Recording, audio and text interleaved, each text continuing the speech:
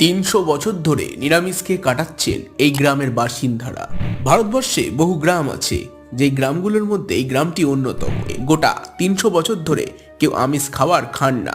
300 বছরে বহু প্রজন্ম এসছে, পুরো জীবন গ্রামে কাটিয়েছে। গ্রামের রীতি হস্তান্তর হয়েছে পরবর্তী প্রজন্মের হাতে। যেখানে এখন বিশ্বজুড়ে নতুন প্রজন্ম পুরনো রীতি ভাঙায় বিশ্বাসী, সেখানে এই গ্রামের নব প্রজন্ম নিরামিষ ভোজনকে জীবনের সঙ্গ করে এগিয়ে যাচ্ছেন। আসলে গ্রামটি রয়েছে ভারতের বিহারের গয়া জেলায়।